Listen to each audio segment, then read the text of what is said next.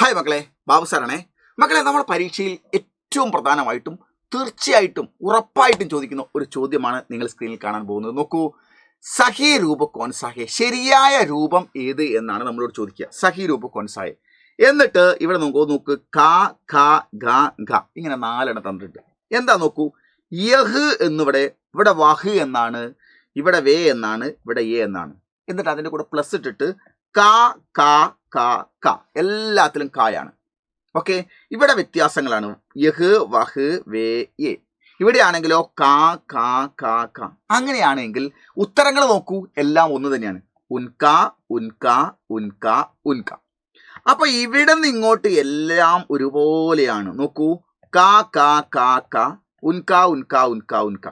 അങ്ങനെയാണെങ്കിൽ ഈ ക ചേരുമ്പോൾ ഉൻക എന്ന ആൻസർ കിട്ടണമെങ്കിൽ ഇവിടെ ഏതായിരിക്കണം എന്നതാണ് നമ്മൾ മനസ്സിലാക്കേണ്ടത്. ഇവിടെ എത്ര നോക്ക്, യഹ് പ്ലസ് ക യഹ് പ്ലസ് ക യഹ് പ്ലസ് ക ഇസ്ക എന്നാണ് വരേണ്ടത്. അപ്പൊ ഒന്നാമത്തെ തെറ്റ്. വ പ്ലസ് ക ഉസ്ക എന്നാണ് വരേണ്ടത്. അപ്പൊ രണ്ടാമത്തെ തെറ്റ്. വേ പ്ലസ് ക ഉൻക എന്നാണ് വരേണ്ടത്. അങ്ങനെയാണ് എങ്കിൽ നമുക്ക് ശരി വരുന്നത് ഇതാണ്. ഓക്കെ, ഉൻക എന്നാണ് ശരി അല്ലേ? അപ്പൊ നമുക്ക് ഉൻക എന്നുള്ളതാണ് ശരി. അടുത്തത് നമ്മൾ നോക്കുക, പരിശോധിച്ച് നോക്കുക. എ പ്ലസ് ക എന്ന് പറഞ്ഞാൽ ഇൻക എന്നാണ് വരേണ്ടത്. പക്ഷെ ഇവിടെ ഉൻക എന്നാണുള്ളത്. അപ്പൊ നമ്മൾ മനസ്സിലാക്കേണ്ടത് എങ്ങനെയാണ് വേ പ്ലസ് ക ഉൻക എന്നുള്ളത് ശരിയായി എന്നുള്ളത് അറിയണം. എന്തുകൊണ്ടാണ് അത് ശരിയായി എന്നുള്ളത് അറിയണം. അത് നമ്മൾ എളുപ്പത്തിലൊരു കാര്യം മനസ്സിലാക്കാനുണ്ട്. നോക്കൂ നിങ്ങൾ മക്കളെ, ആദ്യം തന്നിരിക്കുന്നതൊക്കെ പ്രോനൗണുകളാണ്. നോക്കൂ, ഈ പ്രോനൗണുകളാണ്. എന്തൊക്കെ? മേം, തൂ, വഹ്, യഹ്, വേ എ പ്രോനൗണുകളാണ്. മേം എന്ന് പറഞ്ഞാൽ ഞാനാണ്. തൂ എന്ന് പറഞ്ഞാൽ നീയാണ്. വഹ് എന്ന് പറഞ്ഞാൽ അവൻ അവൾ അത് ആണ്. യഹ് എന്ന് പറഞ്ഞാൽ ഇവൻ ഇവൾ ഇത് ഈ ആണ്. വേ എന്ന് പറഞ്ഞാൽ പ്ലൂറലാണ്, അവർ അദ്ദേഹമാണ്. എ എന്ന് പറഞ്ഞാൽ പ്ലൂറലാണ്, ഇവർ ഇദ്ദേഹം എന്നാണ്. ഇവയുടെ കൂടെ നമുക്ക് നേ, കോ, സേ, കാ, കേ, കി, മേം, പർ, കേലി ഇതൊക്കെ നമുക്ക് ഇതിന്റെ കൂടെ വരാം. അപ്പോൾ ഏത് വന്നാലും, ഇപ്പൊ മേയുടെ കൂടെ നേക്കോസെ കാക്കി മേപ്പർ കേലിയെ ഏത് വന്നാലും എങ്ങനെ ഉത്തരമാവും എന്നറിയാൻ നിങ്ങൾ മനസ്സിലാക്കേണ്ടത്, എന്തോ വരട്ടെ മേയുടെ കൂടെ പ്ലസ് ഇട്ടിട്ട്, തൂവിന്റെ കൂടെ, വഹിന്റെ കൂടെ, യഹിന്റെ കൂടെ, വേന്റെ കൂടെ, ഏന്റെ കൂടെ, നേക്കോസെ കാക്കി മേപ്പർ കേലി ഏത് വേണമെങ്കിലും പ്ലസ് ഇട്ട് ചോദിച്ചോട്ടെ. പക്ഷെ നിങ്ങൾ മനസ്സിലാക്കുക, മേമിന്റെ കൂടെ ആര് വന്നാലും മേം മുച്ചാവണം. മേം എന്താവണം? മുച്ചാവണം. തൂവിന്റെ കൂടെ ആര് വന്നാലും തൂ എന്താവണം? തുച്ചാവണം. വഹിന്റെ കൂടെ ആര് വന്നാലും നേക്കോസെ കാക്കി മേപ്പർ കേലിയെ പ്ലസ് ഇട്ട് ഏത് വന്നാലും വഹ ആദ്യം എന്താവണം? ഉസ്സാവണം. യഹിന്റെ കൂടെ നേക്കോസെ കാക്കി മേപ്പർ കേലി ഏത് വേണം വരട്ടെ, യഹ ആദ്യം ഇസ്സാവണം. വേയുടെ കൂടെ നേക്കോസെ കാക്കി മേപ്പർ കേലിയിൽ ഏത് വേണം വരട്ടെ, വേ ഉന്നായി മാറണം. എയുടെ കൂടെ നേക്കോസെ കാക്കി മേപ്പർ കേലി എന്ത് വേണം വരട്ടെ, എ ഇന്നായി മാറണം. ആയി മാറിയതിനു ശേഷം എന്താണോ പ്ലസ് ഇട്ട് തന്നത് അതിനെ ഇവിടെ ഒട്ടിച്ചു കൊടുത്താൽ മതി. അപ്പോൾ ഉത്തരമായി. അങ്ങനെയാണ് നമ്മൾ മനസ്സിലാക്കേണ്ടത്.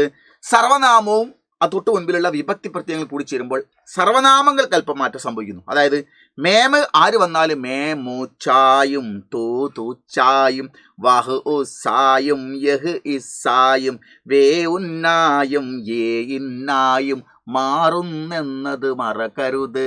എന്തൊക്കെ? മേമുച്ചായും, തൂ തൂച്ചായും, വഹ് ഉസായും, യഹ് ഇസായും, വേ ഉന്നായും, ഏ ഇന്നായും മാറുന്നുണ്ടത് മറക്കരുത്.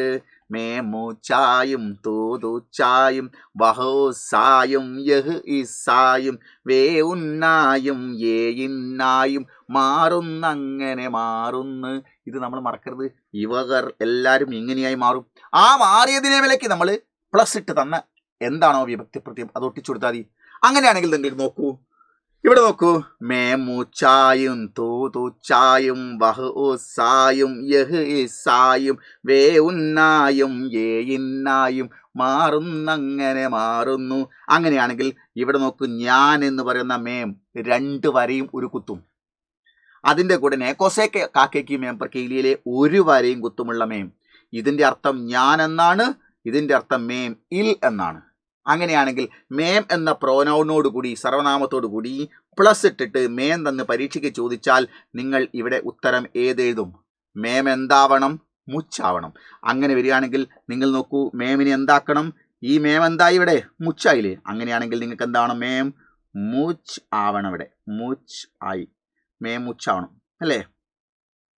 മേം മുച്ചാണോ? ഇത് കട്ടി കൂടുതലാണല്ലോ. മേം എന്താവണം?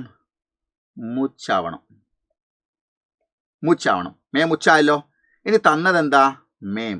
അപ്പം അത് കൊണ്ട് എഴുതി വെച്ചാൽ എങ്ങനെ ഉണ്ടാവും? മേം പ്ലസ് മുച്ചുമേ. എന്താ ഉത്തരം കിട്ടുക? മുച്ചുമേ എന്നാണ് അല്ലേ? മുച്ചുമേ എന്നാണ് ഉത്തരം കിട്ടുക. ഓക്കെ.